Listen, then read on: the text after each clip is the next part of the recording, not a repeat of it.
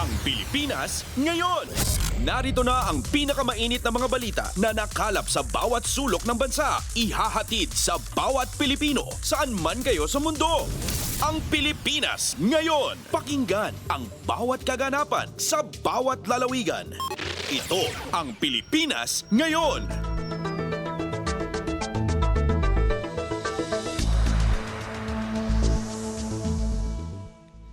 Magandang araw po sa ating mga tagapakinig. Welcome po ulit sa ating programang Ang Pilipinas Ngayon. Ito po ang inyong lingkod, Steph Vicente. Samahan niyo po ako sa kabuuan ng ating palatuntunan.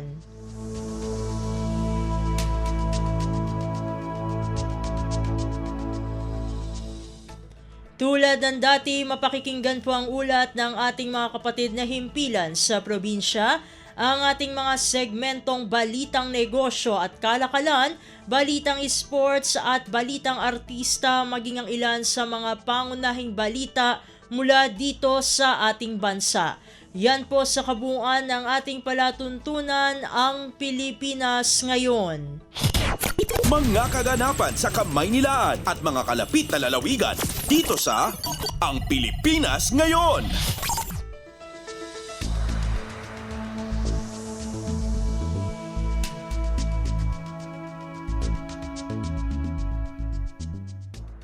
Sa mahahalagang balita, dumalo si Pangulong Ferdinand R. Marcos Jr. sa inaugurasyon ng Sorsogon Sports Arena ngayong Huwebes, Oktubre 17. Ang naturang inaugurasyon ay maituturing na isang milestone sa infrastructure development sa lalawigan ng Sorsogon at isa sa mga masasabing pangunahing tampok sa selebrasyon ng pagkakatatag ng naturang probinsya. Kaugnay nito ating pakinggan ang naging talumpati ng Pangulo sa naturang kaganapan. Maraming salamat sa ating kalihim ng Department of Public Works and Highways, Secretary Manny Bonuan. Magsiupo tayo. Bago ako tumuloy, magbibilad ba talaga kayo sa araw hanggang ano? Ha? Masisira yung mga kutis ninyong napakagandang mga Bicolanang kutis. Magmumukha kayong Ilocano pagkatapos ng araw na ito. Ang ating butihing Senate President Chis Escudero, andito rin po, kasama ko rin po ang Special Assistant to the President for Investment and Economic Affairs, Secretary Dec Go. Kakarating na ni Senator Francis Tolentino at naghabol siya mula sa Maynila. Sorsogon 1st District Representative Maria Bernadette Escudero. Sorsogon 2nd District Representative Manuel Fortes. Andito rin po ang isa siguro ngayon yun lang po makikilala. Ngunit talagang kailangan makilala niyo po dahil itong batang ito ay matagal ko nang kilala at ngayon ay siya ay tumatakbo bilang senador. At masasabi ko naman po sa inyo sa pagkakilala ko sa kanya ay isa sa pinakamabuting taong ito na nakilala ko at pinakamasipag at nakakaunawa sa mga problema ng kahit na yung pamilya nila may kayamanan, sila ay hindi lumayo sa taong bayan. Sila po ay nakaapak sa lupa, hindi po lumilipad ang mga ulo. Ito po si Congressman Camille Villar na ihahalam po natin sa tulong ninyo bilang senador. Sorsogon Provincial Governor, Governor Bobby Hamor. Sorsogon City Mayor Maria Esther Hamor. Lahat po ng ating mga bisita na nandito ngayon, mga minamahal kong kababayan, magandang tanghali po sa inyo lahat. Diyos marahay na aga sa Indugabos.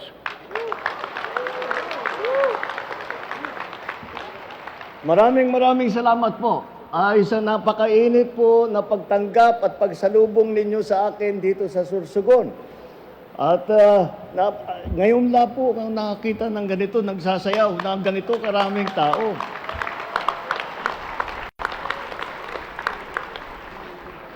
At Akala ko, yung sumasayaw lamang ang nandito sa baba.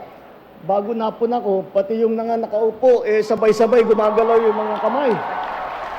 Kaya magbabago ang ibig sabihin ng tinatawag na audience participation. Dahil hindi na kayo audience, kasi kasama na kayo sa mga dancer. Maraming salamat po.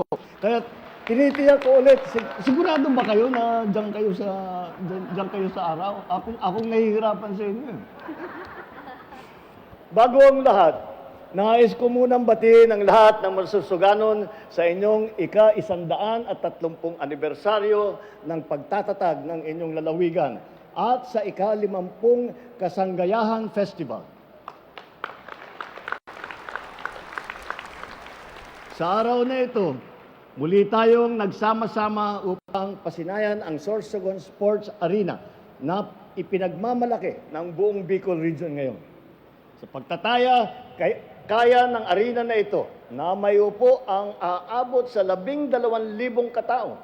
Marami rin itong gagamitin bilang national training camp sa mga atletang Pilipino. At sa pagkaunawa ko, yung sinasabing 12,000, doon lang sa taas. Kung isasama mo yun dito sa baba, napakalaki. Kaya totoo nga, hindi tayo magtataka na ito ang pinag-uusapan ng mga Bicolano pagka tinatanong kung ano yung bagong mga na itatayo ang bagong pangyayari dito sa inyong region. Ito ay isang mahalagang hakbang upang maitaguyod natin ang ating mga kababayan na may angking galing sa larangan ng palakasan. Sa tulong nito, mabibigyan sila ng pagkakataon upang mahasa pa ang kanilang mga talento. Harinawa ay maidagdag pa natin sila sa hanay ng ating Olympian at atletang Pinoy.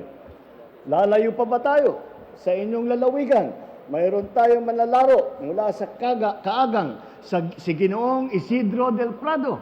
Siya ay nagpamalas ng galing sa 400-meter dash noong 1984 Olympics na ginanap sa Los Angeles sa USA. Sa bawat hakbang ng kanyang karera, itinampok niya ang tapang, katatagan at determinasyon. Mga katangiang nagbubuklod at nagtataguyod sa ating bilang nagkakaisang bansa. Tulad din ng mga Olympian natin na lumahok nitong 2024 na Paris Olympics. Hangarin natin sa pamamagitan ng arena na ito, lalo pang dumami ang mga kababayan natin na magbibigay ng dangal sa ating bansa. Bagamat sports arena ang tawag dito, hindi lamang ito para sa mga larangan ng palakasan. Maaari din itong gamitin para sa pagpupulong, mga summit, konsyerto, mga patimpala. Kaya hindi natin may kakailang simbolo ng progreso ang Sorsogon Sports Arena. Sumasailalim ito sa patuloy na pagsisikap, pagtsatsaga at pag-unlad ng mga Sorsoganon at mga Bicolano. Sa pagkakatanda ko pa, noong ginawa pa lamang ang arena halos 2 taon na nakalipas, si dating Governor at ngayong Senate President si Chis Escudero ang nagpasyal sa akin sa probinsya ninyo. At ngayon, sa pamumuno ni Governor Hamor, masaya akong makita na pinagpapatuloy ninyo na siguradong matatapos ito. Tunay ngang isang halimbawa ito na kung tayo ay nagkakaisa para sa kapakanan ng taong bayan, aasenso hindi lamang ang isang lalawigan, kundi ang buong bansa. Kanina po ay nasaksihan ko sa aking pag-ikot kung paano tayong pinagbubuklod ng ating mga hangarin para sa bayan natin. Isang patunay dito ang Sorsogon National Government Center, isang one-stop shop government center na maglalapit at magpapabilis ng serbisyo sa taong bayan. Ito ay sumusuporta sa layunin ng ating administrasyon na mapadali ang serbisyo publiko at mapadami pa ang namumuhunan sa bansa. Isa pang halimbawa ng pagkakaisa ng layunin ng lokal at nasyonal ay ang pamahalaan ay ang Sampaloc Tenement. Ito ay magsisilbing kanlungan ng ating mga benepisyaryo mula sa Barangay Sampaloc na naaayon naman sa ating hangarin na mabigyan ng maayos at ligtas ng pabahay ang ating mga kababayan. Nag-uumapa ang aking kasiyahan dahil sa tuwing bumibisita ako sa iba't ibang lalawigan, nakikita ko ang pagtatapos ng mga proyekto at pagsisimula ng mga programang aagapay sa ating sambayanan tungo sa tagumpay. Ngunit, parati ko nang sinasabi na marami pa tayong gagawin. Mula pa sa simula, pagkakaisa, ang hangad ko para sa isang mas mabisa at epektibong pamamahala.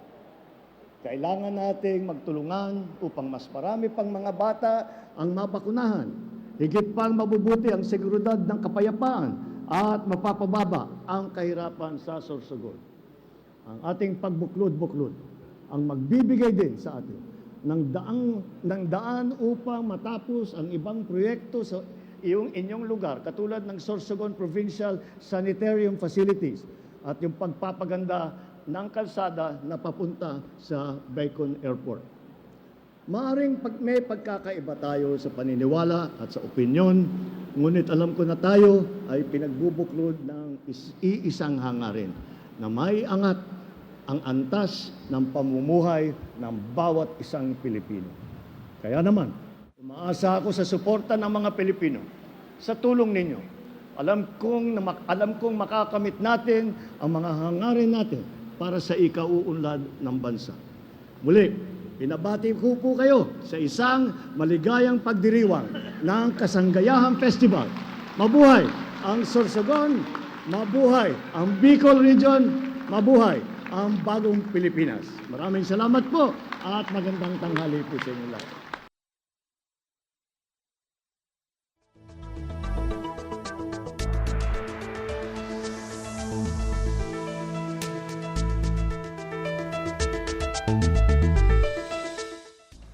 Si Pangulong Ferdinand R. Marcos Jr.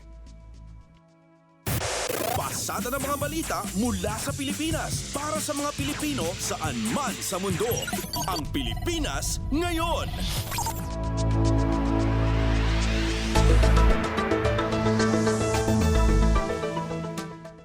Sa iba pang balita, nais ni Pangulong Ferdinand R. Marcos Jr. na pasimplehin ang fiscal regime para sa mining industry. Kaya naman nanawagan siya sa mga mambabatas na isulong ang rationalization ng mining fiscal regime. Ayon kay Pangulong Marcos, ito ang pundasyon para sa pagbuo ng patas at kumikitang mining environment para sa lahat ng nasa naturang industriya. Dito, may obligasyon ang mga mining group at kumpanya depende sa kasunduan. Magpapataw din ito ng buwis para sa mga minahan na may mineral reservation. This will enable us to better balance economic gains with environmental protection and guarantee that the true cost of resource extraction is accounted for. Si Pangulong Ferdinand R. Marcos Jr. Kumpleto, detalyadong balitaan, di papahuli sa mahahalagang kaganapan. Kamustahin ang inang bayan, ang Pilipinas ngayon.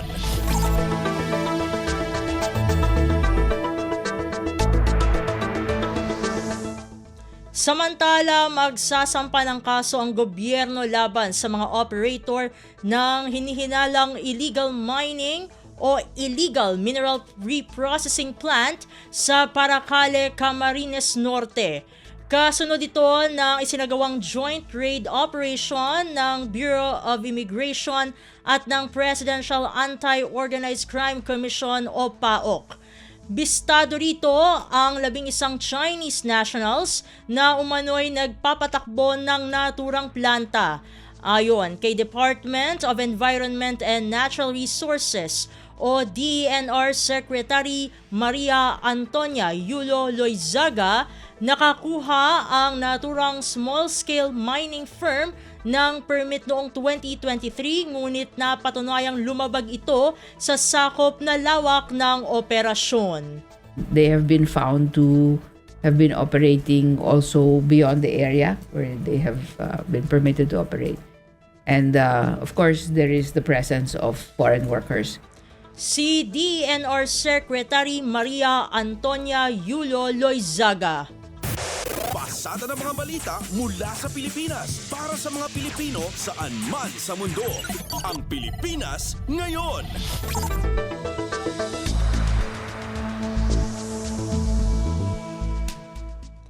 Sa iba pang mga balita, hinangaan si Pangulong Ferdinand R. Marcos Jr.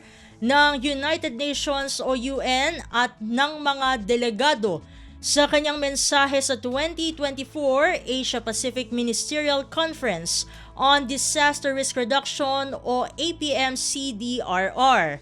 Ayon kay Environment Secretary Maria Antonia Yulo Loizaga, ipinanawagan dito ni Pangulong Marcos ang mas ligtas, adaptive at disaster resilient na kinabukasan para sa ASEAN region. Kaya naman ipinagmalaki ni Loizaga na sa pangunguna ng Pilipinas sa naturang conference, maraming impormasyon ang maaaring magamit ng iba't ibang bansa sa Asia para sa disaster resilience.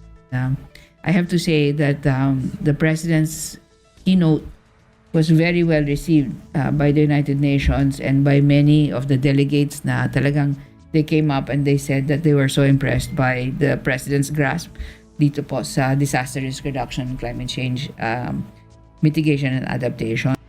Si Department of Environment and Natural Resources o DENR Secretary Maria Antonia Yulo Loizaga. Kumpleto, detalyadong balitaan, di papahuli sa mahahalagang kaganapan. Kamustahin ang inang bayan, ang Pilipinas ngayon.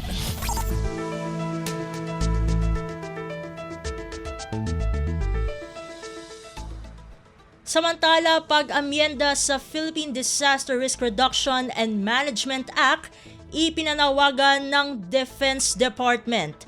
Ang kabuang ulat ihahatid sa atin ni J. Mark Dagala. Hiniling ng Department of National Defense sa mga mambabatas na muling bisitahin ang Philippine Disaster Risk Reduction and Management Act of 2010. Ito ay ayon kay Defense Secretary Gilberto Teodoro Jr. ay upang makasunod sa pagbabago ng panahon lalo na sa pagtugon sa epektong dulot ng climate change, gayon din sa mga tumitinding kalamidad sa bansa. Sa kanyang talumpati sa Asia-Pacific Ministerial Conference on Disaster Risk Reduction sa Pasay City, sinabi ni Teodoro na 15 taon na mula na maipasa nato ng batas kaya't napapanahon na upang ito'y muling bisitahin. Bigyan din pa ni Teodoro na kailangan ng regular na magsagawa ng assessment ang pamahalaan upang matukoy kung ano ang mga kailangan punuan at mapabilis ang mga hakbang na dapat itong gawin. Because of changing circumstances, because of experiences in the field, we have been able to identify some gaps that need to be filled, some streamlining that needs to be done. We have to understand too that we have to take into account the specific characteristics of local communities which differ. Sometimes in one local government unit alone, there are several phenomena which affect these communities. Ang tinig ni Defense Secretary Gilberto Teodoro Jr. J. Mark Dagala, Radyo Pilipinas. Pasada ng mga balita mula sa Pilipinas para sa mga Pilipino saan man sa mundo. Ang Pilipinas ngayon.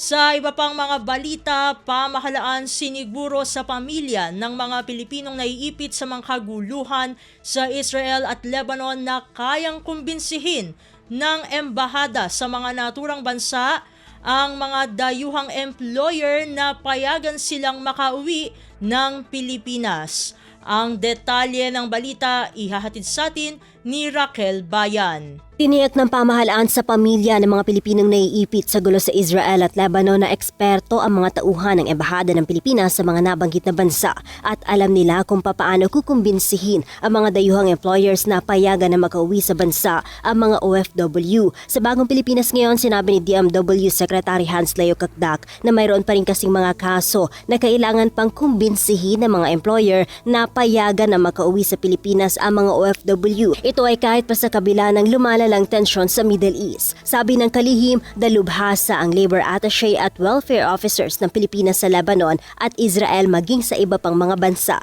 Ibig sabihin, kayang-kaya nilang pakiusapan at kumbinsihin ng mga employer na hayaan na makabalik ng Pilipinas ang mga OFW. So meron tayong persuasive kumbaga strategies or systems na sinasagawa to convince the employers to send our OFWs home. And in fairness to the employers, no, generally speaking, they have been cooperative.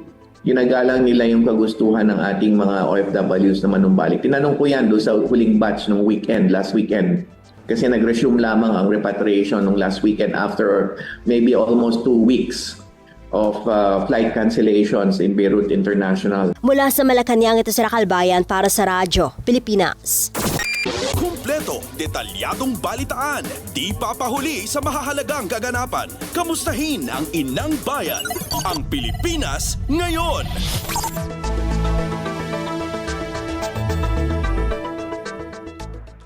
Samantala, pinasalamatan ni Pangulong Ferdinand R. Marcos Jr. ang Israel para sa pag-aalaga at suporta nito sa mga Pilipinong nagtatrabaho at naninirahan doon. Ito'y matapos mag-usap sina Pangulong Marcos at Israeli President Isaac Herzog sa telepono. Ayon kay Pangulong Marcos, tiniyak ng Israel ang kaligtasan ng mga Pinoy doon, lalo na ngayong may mga pagsubok na kinakaharap ang naturang bansa. Sabi ng punong ehekutibo, nanatili ang Israel bilang isa sa mga pinagkakatiwalaang bilateral partners sa Middle East region. Umaasa naman si Pangulong Marcos na matatapos na ang sigalot sa gitnang silangan para magkaroon na ng matatag na pagkakaisa sa bawat bansa.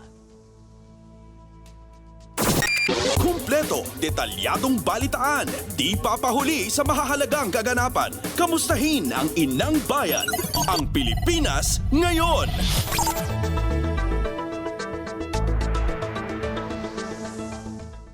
Sa iba pang mga balita, Department of Foreign Affairs o DFA Secretary Enrique Manalo, opisyal na bibisita sa bansang Thailand. Ang kabuang ulat ihahatid sa atin ni Lawrence Tanhoco. Nakatakdang lumipad patungong Thailand si Foreign Affairs Secretary Enrique Manalo sa darating na Biyernes, October 18, 2024. Ayon sa Department of Foreign Affairs, inimbitahan ni Thailand Foreign Minister His Excellency Maris Sangiapongsa si Manalo bilang bahagi ng milestone anniversary ng diplomatic relations ng Pilipinas at Thailand. Sa nasabing pagbisita ni Manalo ay nasa magkakaroon ng dalawang opisyal ng bilateral meeting at co-chair ng ministerial meeting para sa 6th Philippines-Thailand Joint Commission on Bilateral Cooperation. Ang naturang pagpupulong ay sinimulan pa noong March 24, 1992 kung saan ang naturang bilateral mechanism ay naglalayo na pangasiwaan ng cooperation at consultation sa pagitan ng Pilipinas at Thailand sa malawak na issue ng mga bilateral at regional concern. Ngayong taon ay ayon sa DFA ay ginugunita ang 75th anniversary ng pagkakabuo ng diplomatic relations ng dalawang bansa at may temang moving forward to a new era of closer friendship and common prosperity. Mula pa rin sa Southern part ng Metro Manila, Lawrence Tanhoco, Radyo Pilipinas. Pasada ng mga balita mula sa Pilipinas para sa mga Pilipino saan man sa mundo. Ang Pilipinas ngayon.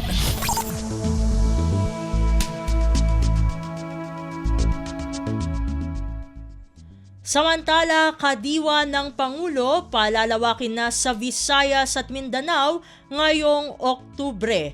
Ang detalye ng balita ihahatid naman sa atin ni Mary Ann Bastasa. Plano ng Department of Agriculture na ituloy na ang pagpapalawak ng Kadiwa ng Pangulo program sa Visayas at Mindanao ngayong Oktubre. Ayon kay Assistant Secretary Genevieve Velicaria Guevara, kabilang sa posibleng magbukas na rin ng Kadiwa ng Pangulo ang Cagayan de Oro at Cebu. Dagdag pa nito, mas maraming lokal na pamahalaan na ang interesadong makipagtulungan sa kagawaran para sa pagpapatupad ng Rice for All pati na ang P29 program sa kanilang mga lokalidad. Ito'y para mabigyan ng akses ang mas maraming Pilipino sa mas murang bigas. Ililipat naman sa Kadiwa ng Pangulo ang mga nakatayo ng Kadiwa site sa Western, Central at Eastern Visayas. Sa kasalukuyan, meron ng 41 Kadiwa ng Pangulo site sa Luzon. Una na rin sinabi ni DA Secretary Francisco Chu Laurel na itutuloy ang pagpapalawak ng Kadiwa ng Pangulo hanggang sa magkaroon ng isang tindahan ng Kadiwa sa bawat isa sa 1,500 na munisipalidad sa bansa. Ito si Mary Ann Bastasa para sa Radyo Pilipinas. Kumpleto, detalyadong balitaan, di papahuli sa mahahalagang kaganapan. Kamustahin ang inang bayan, ang Pilipinas ngayon.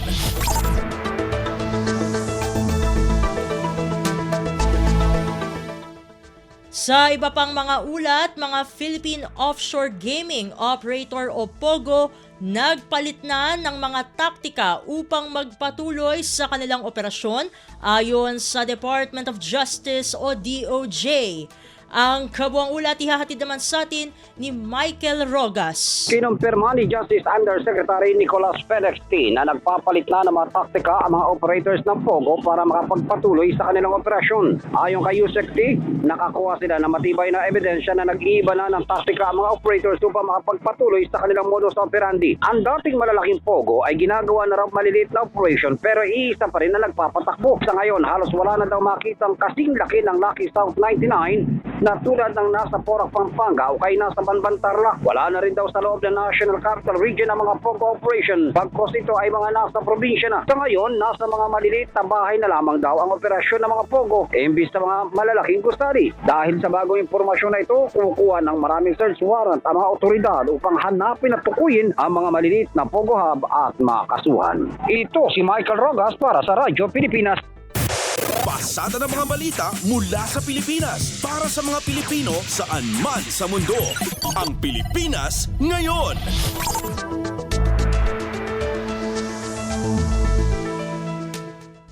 Samantala, pagharap ni dating Pangulong Rodrigo Roa Duterte sa planong pagdinig sa Senado, mahalaga upang mailinaw na ang mga issue sa war on drugs ayon kay Senador Jinggoy Estrada. Ang detalye ng balita, ihahatid naman sa atin ni Nympha Asuncion. Sang-ayon si Senate President Pro Tempore Jinggoy Estrada na maimbitahan si dating Pangulong Rodrigo Duterte sa planong ikasang pagdinig ng Senado tungkol sa ipinatupad na war on drugs ng kanyang administrasyon noon. Sa isang pahayag, sinabi ni Estrada na mahalagang masama si dating Pangulong Duterte sa investigasyon para matiyak ang hustisya at transparency sa ikakasang Senate hearing. Kailangan anya ang testimonya ng dating Pangulo para masiwalat ang katotohanan at matiyak na maibibigay ang hustisya para sa mga apektadong partido. Binigyang diin ng senador na mahalagang mabigyan ng boses ang lahat lalo na kung ang layunin ng investigasyon ay linawin ang mga hakbang na ginawa ng nakaraang administrasyon. Pinunto ni Estrada na hindi naman ito ang unang pagkakataon na maiimbitahan sa Senate inquiry ang mga dating naging Pangulo ng bansa. Tiniyak rin ng Senate President Pro Tempore na sa mga nakaraan ay naipakita na ng Senado ang mataas na level ng respeto sa mga dating Pangulong humaharap sa kanila. Mula Senado, ito si Nympha Asuncion para sa Radyo Pilipinas. Kumpleto, detalyadong balitaan, di papahuli sa mahahalagang kaganapan. Kamustahin ang inang bayan, ang Pilipinas ngayon.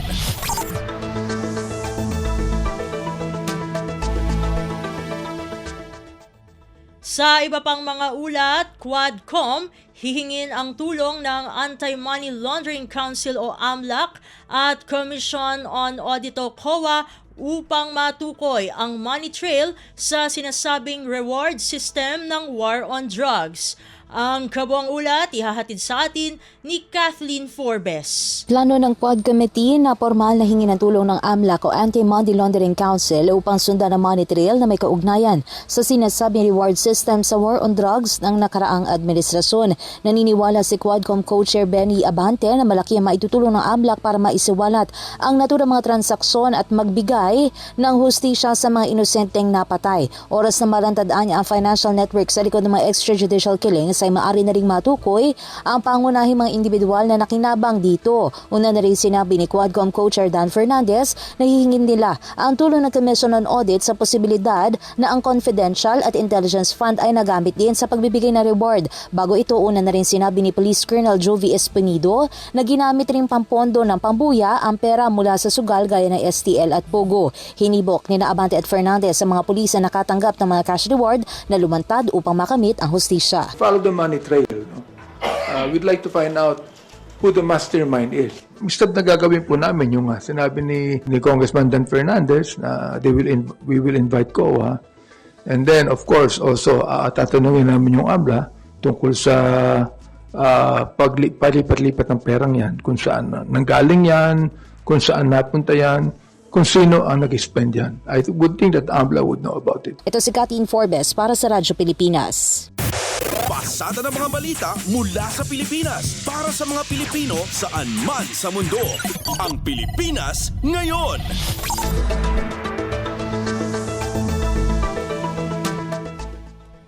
At iyan ang mga maiinit na kaganapan para sa araw na ito. Samantala, ating antabayanan ang mga ulat mula sa ating mga kapatid na himpilan sa probinsya para sa Regional News. Balita mula sa lalawigan sa bawat rehiyon ng ating bayan. Dito sa Ang Pilipinas Ngayon.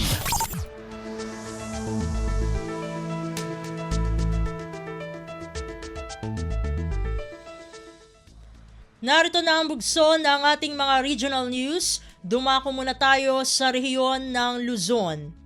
Ice plant at cold storage facility ng Philippine Fishery Development Authority sa lungsod ng Lawag nasa 64% completion na.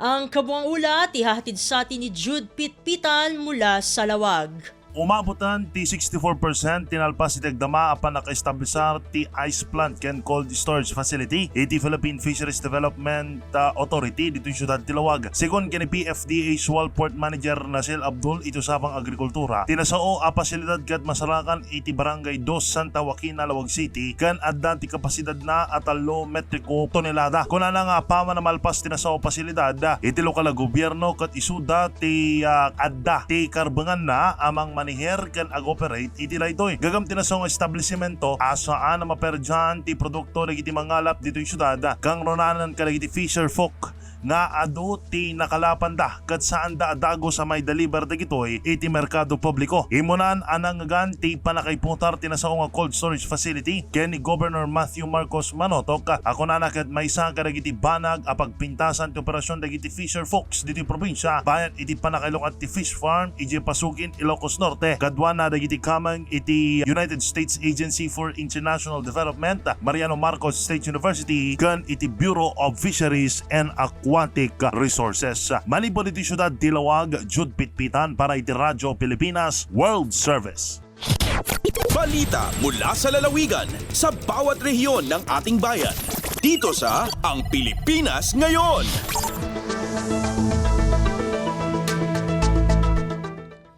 Inyong napakinggan ang ulat ni Jude Pitpitan mula sa Lawag. Puntahan naman natin ang Agoo, mga VAUSI desk officers sa 59 na barangay sa San Fernando City, La Union sumailalim sa pagsasanay. Ang detalye ng balita ihahatid naman sa atin ni Glenda Sarak. Baliging sayang kat ti City Government ti San Fernando La Union ti training para kariti violence against women and their children when VAU desk officers iti 50 kat siyam a barangay ti syudad.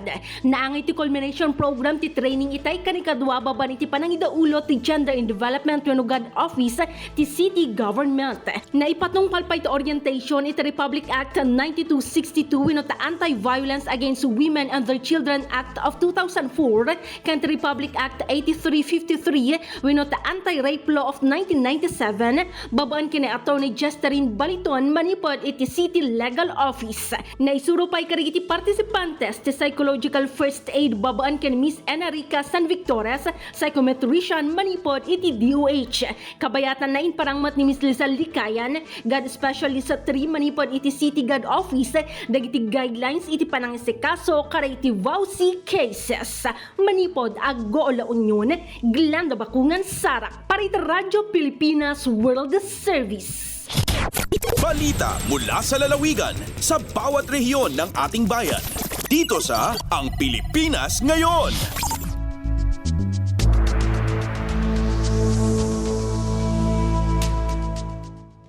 Inyong napakinggan ang ulat ni Glenda Sarak mula sa Agoo.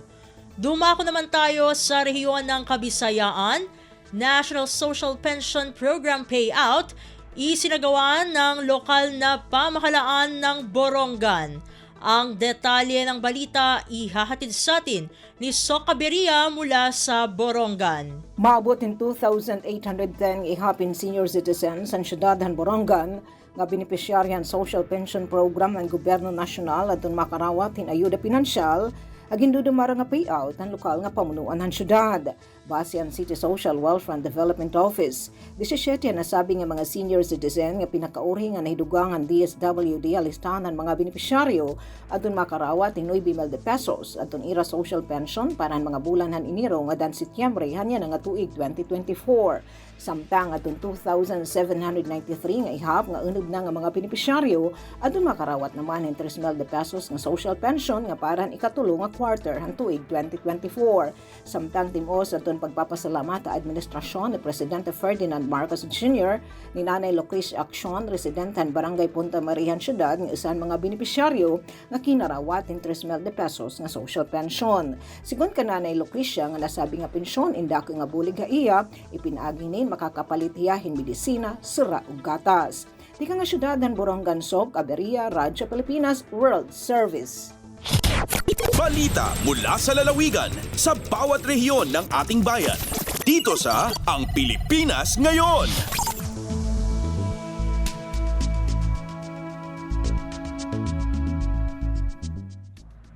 Inyong napakinggan ang ulat ni Soka Beria mula sa Borongan.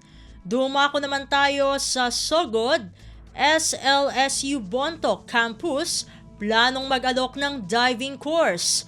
Ang kabuang ulat, ihahatid naman sa atin ni Ruel Bugnos. Ang Southern Leyte State University kung SLSU Bontoc Campus nagplano karon sa pagtanyag o micro-credential program sa scuba diving. Sa pakikinabi sa Radyo Pilipinas kang Dr. Gladys Pascual, ang campus director sa SLSU Bontoc, siya nagkanayon nga nagpadayon karon ng ilang gihimo nga mga lakang aron nga mahatagan kining katumanan. Sa ilang padayang kolaborasyon sa Plongeur du Monde o sa non-government organization gikan sa nasod sa France hangtod sa tuig 2025, ang SLSU nang hinaot nga ang ilang dive master mabansay aron nga mamahimo ng diving instructor sa tuig 2026. Dugang paniana gikinahanglan usab nga ang tunghaan makaangkon og mga scuba gear ug uban pa nga mga mahinungdanong ekipo alang sa pagpatuman ning maong programa. Dako usab kini ikatampo sa mga programang proyekto sama na lamang sa monitoring sa Panaon Island nga karon gideklara isip protected seascape. Kalabot nini si Dr. Pascual nagkanayon nga bisan pa man sa mga hagit nga ilang atubangon alang sa pagpatuman sa micro-credential program, siya nang hinaot nga pinaagi sa suporta usab sa administrasyon sa SLSU nga mahatagan kining katumanan. Balita gikan sa Southern Leyte, kini si Ruel Bugnos para sa Radyo Pilipinas sa World Service.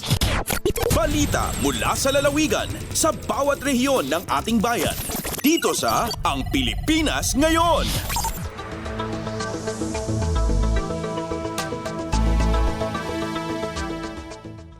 Inyong napakinggan ang ulat ni Ruel Bugnos mula sa Sogod. Dakuin naman natin ang rehiyon ng Mindanao, stakeholders ng programa sa nutrisyon ng Cagayan de Oro City binigyang parangal. Ang detalye ng balita ihahatid naman sa atin ni Ryan Carbon mula sa Cagayan de Oro. Gipasidunggan sa City Nutrition Committee ang kanunay nagtabang kauban sa programa atol sa gipahigayong Nutrition Partners Network Forum adlaw nga Martes, Oktubre 15 nga gipahigayon sa City Tourism Hall. Lakip sa gipasidunggan ang Purple Yam Puerto Branch, kusina ni Julius, Hexa Prime Incorporated, Philippine Shell Foundation Incorporated, Rotaract Club of Carmen Valley, Xavier Science Foundation, Barangay 24 ug ang City Information Office. Tumong sa kalihukan ng pag-ila sa mga paningkamot sa stakeholders nga usa sa mga hinungdan sa paglambo sa nutrition program sa syudad. Atol sa kalihukan gipaila usab ang programa sa Barangay Nutrition Scholar, Maternal Nutrition and Infant and Young Child Feeding, Micronutrient Program ug uban pa. Gipaambit usab sa Barangay Kauswagan ang ilang nutrition best practices. Gikan sa Cagayan de Oro kini si Ryan Carbon para sa Radyo Pilipinas World Service. Balita mula sa lalawigan sa bawat rehiyon ng ating bayan. Dito sa Ang Pilipinas Ngayon.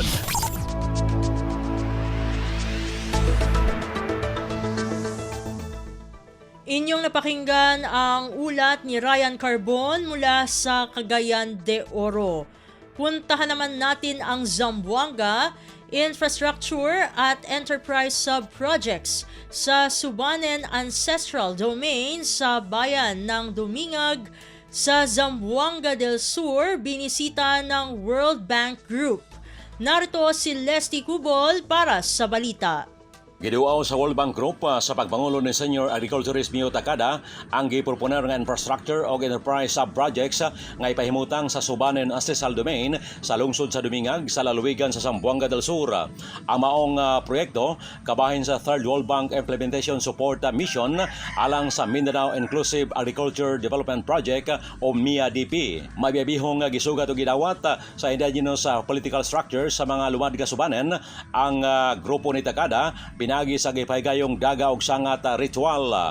Ang giproponer nga mga sub-project nga gisuta ni Takada mao ang pagatukurong tulay sa bag-ong Valencia, ang paghahimuong dulaan sa 2 ka kilometro nga farm to market road sa Dato Tutukan padulong sa Labangon ug ang ipahimutang nga tram line sa Dato Tutukan. Tumong sa mga proyekto nga ikapadasog ang inclusive agricultural development sa mga sumanen ancestral domain sa lungsod sa Dumingag. Ang mga proyekto ipatuman sa DA Region 9 ilawom sa Indigenous Peoples Harnessing Opportunities for a Progressive Economy Program sa MIADP. Gikan diri sa Radyo Pilipinas Zamboanga, kini Celeste Cubol para sa Radyo Pilipinas World Service. Balita mula sa lalawigan sa bawat rehiyon ng ating bayan. Dito sa Ang Pilipinas Ngayon.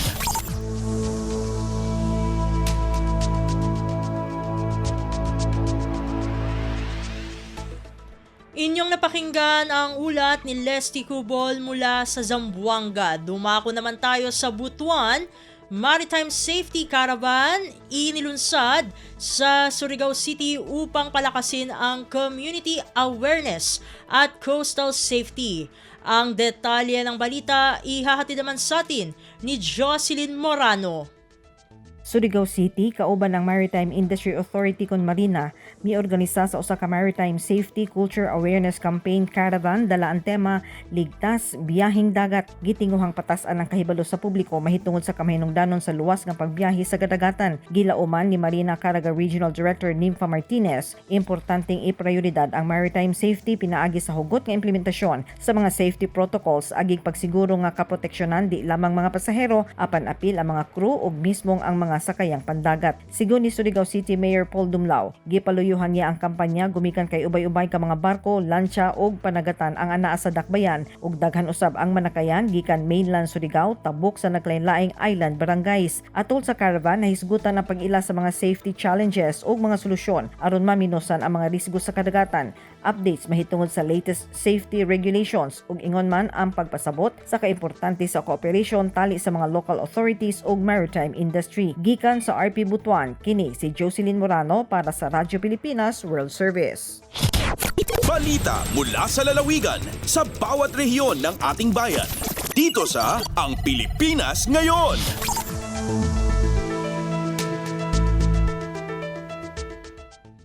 Inyong napakinggan ang ulat ni Jocelyn Morano mula sa Butuan. Puntahan naman natin ang Iligan. Department of Social Welfare and Development o DSWD Region 10 na mahagi ng 1 milyong pisong tulong pinansyal sa mga benepisyaryo sa Linamon, Lanao del Norte. Ang kabuang ulat ihahatid sa atin ni Sharif Timhar Habib Majid. Miapod-apod og 1 million pesos nga hinabang pinansyal ang Department of Social Welfare and Development o DSWD Field Office 10 ngadto sa siyentos ka mga low-income ug small-scale business owners gikan sa lungsod sa Linamon, Lanao del Norte niadtong Oktubre 11. Nakadawat sila og 10,000 pesos matag usa nga nagtubong sa pagpalig-on sa ilang gagmay nga mga negosyo ug pagpalambo sa ilang panginabuhian.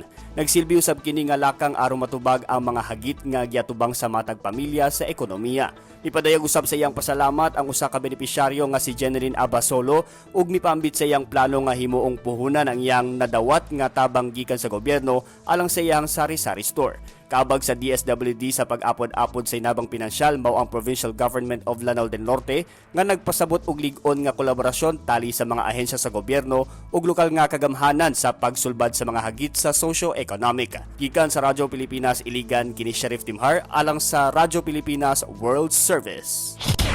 Balita mula sa lalawigan sa bawat rehiyon ng ating bayan. Dito sa Ang Pilipinas Ngayon.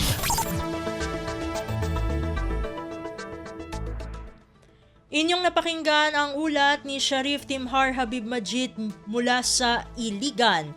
Dadako naman tayo sa Marawi. Lokal na pamahalaan ng Marantao, Lanao del Sur at Ministry of Health ng BARM pinangunahan ang groundbreaking ceremony sa konstruksyon ng 2 barangay health stations.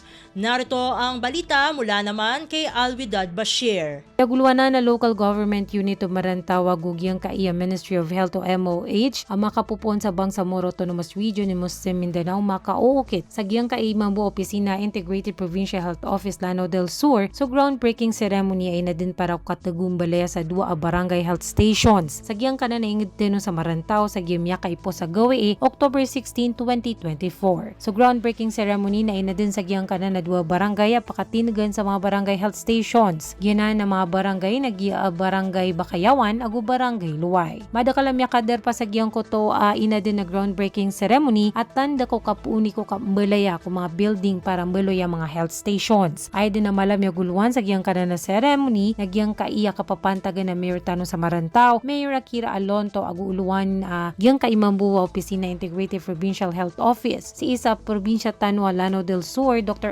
Nadir Allen Minalang. Miyakader parumpan sa mga barangay chairman sa giyang kanan ng mga baryo pagadinan sa health stations. Si Honorable Omar Mukhtar D. Sampaco sa barangay Luway, agus si Honorable Ismail Grande sa Ingada Bakayawan. Panalamatan ni Ran adwag yang kaiya initiative LG Marantao, agu IPHO Lanao del Sur, kalano nagyang kaiya Ministry of Health tanda ka MOH BARM. Mula sa RP1 Marawi, Alwidad Bashir para sa Radyo Pilipinas World Service. Balita mula sa lalawigan sa bawat rehiyon ng ating bayan. Dito sa Ang Pilipinas Ngayon.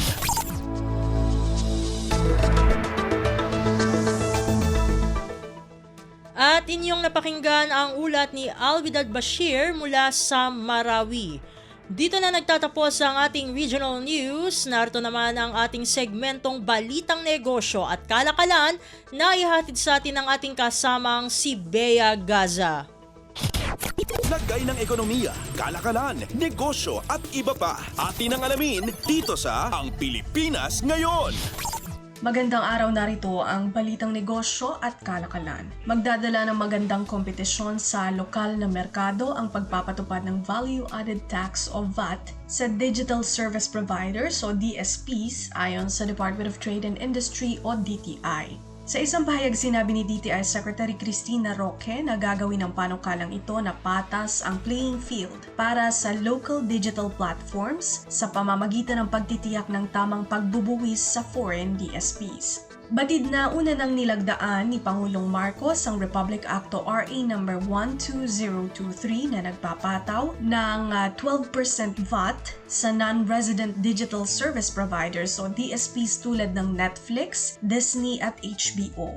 Inaasahan ng batas na ito na makalilikha ng bagong revenue streams na nagkakahalaga ng 105 billion pesos sa susunod na 5 taon. Sa 2025 lamang, tinataya ng pamahalaan na aabot ang revenue sa 7.25 billion pesos kung mayroong 50% compliance rate. Nakasaad din sa bagong batas na 5% ng tinatayang kabuuang revenue ay mapupunta sa Malikhaing Pinoy program na susuporta sa Philippine creative sector. Ayon sa DTI, ang alokasyong ito ay magbebenepisyo sa mahigit 7.26 na milyong Pilipino na nagtatrabaho sa Philippine creative industries. Magbibigay suporta at oportunidad dito sa mga empleyado sa sektor ng sining, entertainment, design at media. Samantala, ikinatuwa ni DTI Competitiveness and Innovation Group Undersecretary Rafaelita Aldaba ang naturang development. Anya, matitiyak palalo ang pamamayagpag ng talentong Pinoy sa lokal at global na merkado. Makatutulong ito anya sa layunin ng ahensyang itatagang Pilipinas bilang Asia's premier creative hub sa taong 2030. Lagay ng ekonomiya, kalakalan, negosyo at iba pa. Atin ang alamin dito sa Ang Pilipinas Ngayon. Halos 1 milyong mga pasahero na ang lilipad papasok at palabas ng Ninoy Aquino International Airport o NAIA sa Undas, kasabay ng ulat ng local carriers na may pagsipa sa bilang ng flight bookings sa naturang panahon. Sa isang pahayag, sinabi ng Cebu Air Incorporated na inaasahan nilang aabot sa 1 milyon ang mga biyaherong lilipad sa Cebu Pacific flights, mapa-domestic man o internasyonal na mga destinasyon sa Undas. Iniulat ng kumpanya na ilan sa pinakasikat na destinasyon sa period ang Hong Kong, Cebu, Iloilo, Davao at Boracay. Sa kabilang banda, umaasa rin ng kumpanya na madadagdagan ang bilang ng mga pasahero sa Kapaskuhan dahil sa dagdag na kapasidad sa dagdag na mga ruta. Noong nakaraang buwan, sinabi ng Cebu Pacific na naglunsad ito ng karagdagang ruta sa Hong Kong, Davao at Puerto Princesa ngayong buwan ng Oktubre. Samantala, sinabi naman ng Philippines Air Asia Incorporated na kinakikitaan nila ng dagdag na bookings ang domestic at international flights. Mula October 30 hanggang November 3, nakapagtala na ang Air Asia ng mahigit 50,000 seats sold at inaasahan pa nila itong madadagdagan sa mga susunod na linggo. Top destinations naman sa booking ng AirAsia ang Boracay, Cebu, Taipei, Bohol, Tacloban, Puerto Princesa, Incheon, Narita, Iloilo at Bangkok. Paliwanag ni AirAsia Philippines Communications and Public Affairs Head First Officer Steve Dailisan, bagamat nakikitang tradisyon ng mga Pinoy na bumisita sa puntod ng mga mahal sa buhay tuwing Undas, napapansin nilang ang ilan sa mga biyahero ay maagang bumibisita upang magamit ang All Saints at All Souls Day holidays para sa leisure travel. Lagay ng ekonomiya, kalakalan, negosyo at iba pa. Atin ang alamin dito sa Ang Pilipinas Ngayon.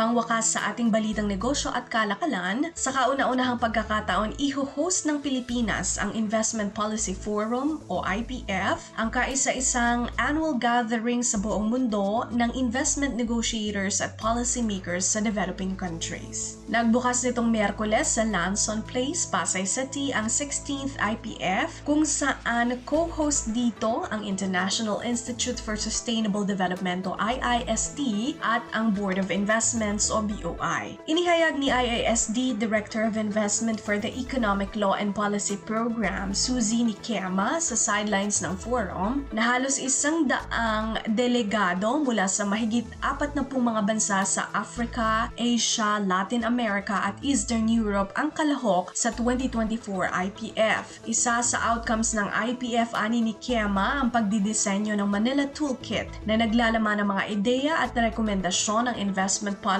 framework na maaaring ipatupad ng policymakers sa kanilang kapwa mga bansa. Mungkahi ni BOI Managing Head, Department of Trade and Industry Undersecretary Seferino Rodolfo, dapat isama ng mga gobyerno ang sustainability sa pagbuo ng mga polisiya, partikular sa strategic at emerging sectors. Dagdag ni Rodolfo, kinakailangan ding magpatupad ng investment at trade rules at suriin ang mga outdated na mga tuntunin. Panghuli, inimok ni Rodolfo ang mga kalahok na bansa sa 16th IPF na maging bukas sa bagong mga ideya at inobasyon upang padaliin ang malayang daloy ng pamumuhunan sa pandaigdigang merkado. Lagay ng ekonomiya, kalakalan, negosyo at iba pa. Atin ang alamin dito sa Ang Pilipinas Ngayon. Atin ang ating balitang negosyo at kalakalan. Ito si Bea Gaza para sa Radyo Pilipinas World Service. Lagay ng ekonomiya, kalakalan, negosyo at iba pa. Atin ang alamin dito sa Ang Pilipinas Ngayon.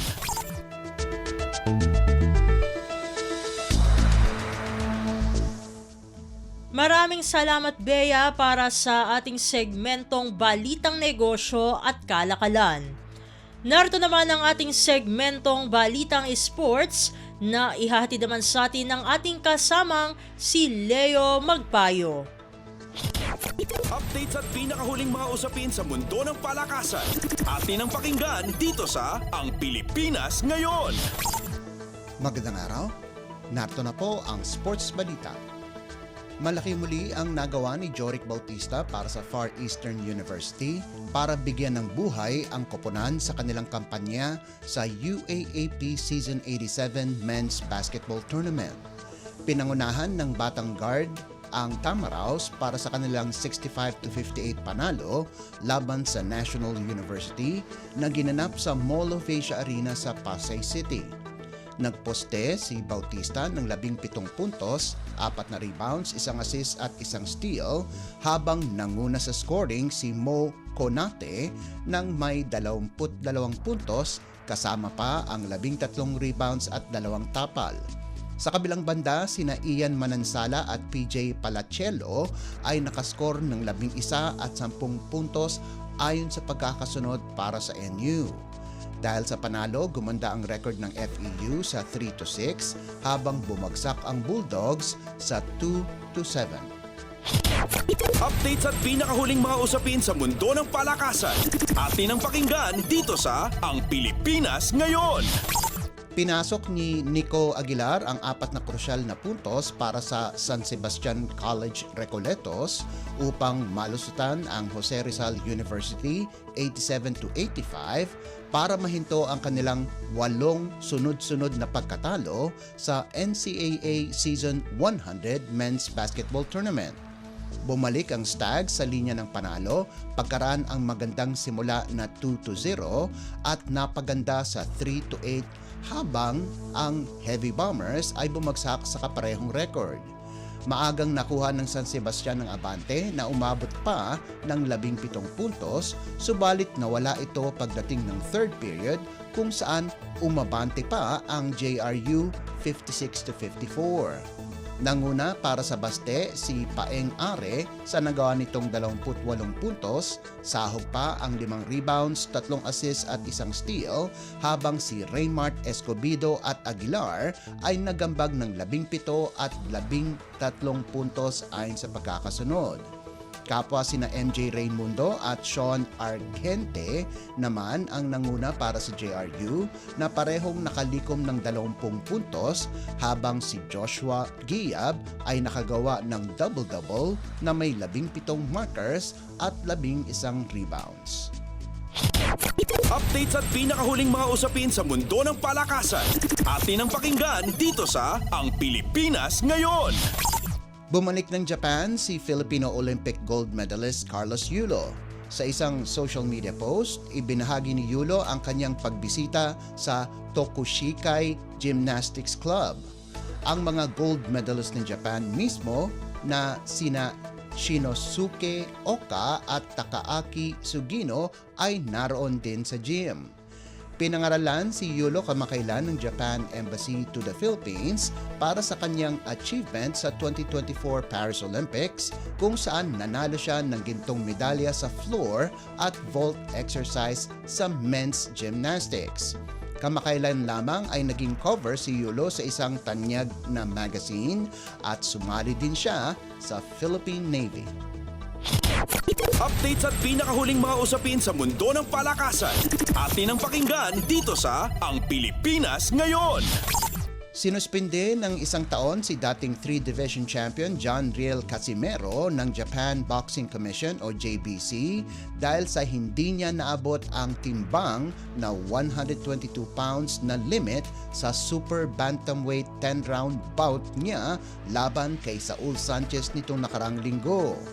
Una nang lagpas sa timbang ng 1 kilo ang 35 anyos na si Casimero noong una siyang umapak sa timbangan noong Sabado. Binigyan siya ng 2 oras para makuha ang timbang, subalit pagsukat muli ay talagang nasa 123 pounds ang timbang niya. Pinagpatuloy pa din ang laban at pinataob ni Casimero si Sanchez sa unang round pa lamang. Kahit nanalo, suspendido pa rin si Casimero na lumaban sa Japan ng 1 taon dahil sa panuntunan ng JBC. May 34 na panalo, 4 na talo at 1 draw na may 23 knockout si Casimero.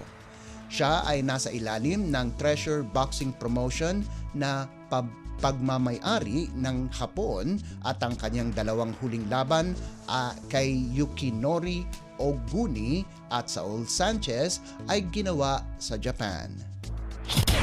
Updates at pinakahuling mga usapin sa mundo ng palakasan. Atin ang pakinggan dito sa Ang Pilipinas Ngayon. At yan ang pinakahuling balita sa larangan ng palakasan. Para sa Radyo Pilipinas World Service, ito po si Leo Magpayo. Magandang araw. Updates at pinakahuling mga usapin sa mundo ng palakasan. Atin ang pakinggan dito sa Ang Pilipinas Ngayon.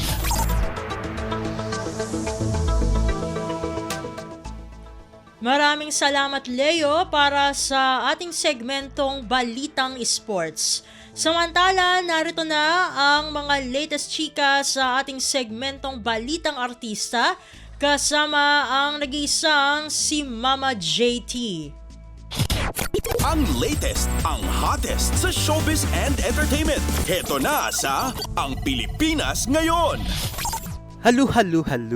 Magandang araw sa ating mga chismoso at chismosang nag-aabang ng mga trending na balita sa mundo ng showbiz. Ito na ang ratsyada ng mga chika. Lubos ang tuwa ng aktor na si Jay Manalo nang malaman nito na nagkita ng muli ang kanyang half-brother na si Julius Manalo at ang biological mother na isang Korean na si Oh Jung-nim makalipas ang 30 taon. Hindi naman nagkakalayo ang kwento nilang magkapatid dahil gaya ni Julius, nawalay rin ang sexy actor sa kanyang ina na isa namang Vietnamese na si Kim Lan Jones. Ngunit noong 1995 ay muli silang nagkita matapos ang ilang taong walang komunikasyon. Nitong Setyembre lamang nang magkita ang kapatid ni Jay at ina nito sa South Korea at naging daan ng isang South Korean TV show para magkitang muli ang mag-ina. Isang musician at overseas Filipino worker si Eustachio ang ama ni na Jay at Julius. Sa kabila ng pagkakapanganak sa South Korea ni Julius, hindi na nakita nito ang ina dahil iniuwi na ito sa Pilipinas ng kanyang ama. Hanggang ngayon ay patuloy pa rin ang komunikasyon ng aktor sa ina na Vietnamese. Kahit na mas matanda ng 13 taon ay maayos ang kanilang relasyon ni Julius. Proud na ikwinento ni Jay, siya ang best man ng ikasal ito. Ang latest, ang hottest sa showbiz and entertainment. Heto na sa Ang Pilipinas Ngayon. At sa iba pa natin chika for today, kasalukuyang nagpapagaling ang kilalang motivational speaker at ama ng young actor na si Donnie Pangilinan na si Anthony Pangilinan matapos itong sumailalim sa heart surgery. Kwento ng kanyang asawa na si Maricel Laksa Pangilinan, nakalabas na ng ospital ang kanyang asawa at unti-unti nang bumubuti ang kalagayan nito sa ngayon.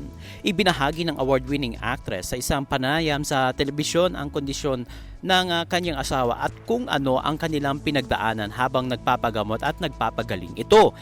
Paglalahad niya, he had heart surgery and we were in the hospital for 3 weeks. Ngayon, he is recovering. It's been 2 weeks out of the hospital, sabi niya. Ang tanong, bakit hindi nila ipinaalam sa publiko ang naging karamdaman ni Anthony? Sabi ni Maricel, quote and unquote, "We didn't want to make it public. We just wanted a private time para sa pamilya so that we could heal properly, all of us." Dagdag pang pahayag ni Maricel, "Ako, araw-araw is a day to be thankful for. The good, the bad, the ugly, everything is a gift. Every day is a gift." Sabi niya. Sa ngayon ay bubuti na ang kondisyon ni Anthony at handa na raw itong magbalik trabaho. Bago ang kanyang medical procedure, binahagi ng tatay ni Donnie sa kanyang Instagram account ang naranasan niyang hirap sa paghinga, kaya nagdesisyon agad siyang magpatingin sa doktor. At base sa resulta ng medical test, nagkaroon siya ng mitral heart valve issue na may torrentially severe leak na nagbunsod sa kanya na magpa-opera agad. Ang latest, ang hottest sa showbiz and entertainment. Heto na sa Ang Pilipinas Ngayon. At sa uli nating chika for today, kapwa tinuldukan na ng OPM hitmaker at kapamilya actor na si J.K. Labajo at ng singer na si Darren Espanto ang naging kontrobersya sa pagitan nila. Inisisa sa kapamilya star ang tungkol sa pagkakadismiss ng kasong isinampa sa kanya ng nanay ni Darren. Sabi niya, quote and unquote, "A lot of things are definitely blown out of proportion. A lot of things are unnecessarily expounded into this massive thing that it shouldn't have been in the first place. So there's a huge aspect of assumption and also this huge aspect of people publicly just buying and biting whatever they see first online without knowing the whole story, the whole context." At sundot na tanong sa kanya kung kamusta na ba talaga sila ni Darren. Sabi niya, "That's something that I don't wanna talk about, definitely. It's not something that's part of my day-to-day thoughts," sabi ni JK. Dagdag pa niya, "Ako naman on my end, without mentioning anybody, it's really, we're all grown-ups here. Ako, more than anything, love is what matters most. Ang latest, ang hottest sa showbiz and entertainment. Heto na sa Ang Pilipinas Ngayon. And OMG, wala na tayong sapat na oras para sa ating balitang artista. Maraming salamat mga kachismi sa pakikinig sa aking mga chika for today. Ako po si Mama JT para sa Radyo Pilipinas World Service. Ang latest, ang hottest sa showbiz and entertainment. Heto na sa Ang Pilipinas Ngayon.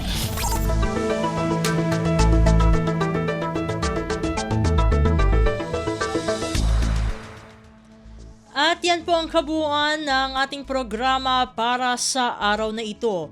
Samantala, magpapasalamat muna tayo sa ating mga nakasama sa ating transmitter site sa Tinang. Sa studio, kasama natin sina Milo Jonella, Susan Aison at Anthony Pimentel.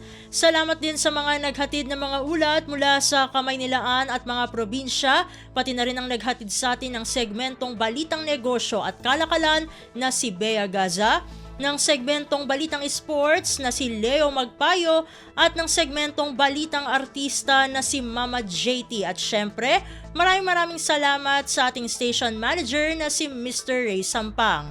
Maraming salamat po hanggang sa susunod na edisyon ng ating palatuntunan.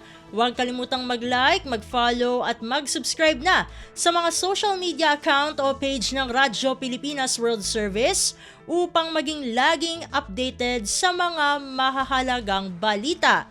Ito pong muli ang inyong lingkod, Steph Vicente. Mabuhay po tayong mga Pilipino. At yan ang Pilipinas Ngayon. Muling samahan si Ben Blones sa parehong oras at alamin ang pinakahuling mga kaganapan at balita saan man kayo naroon. Ang Pilipinas Ngayon.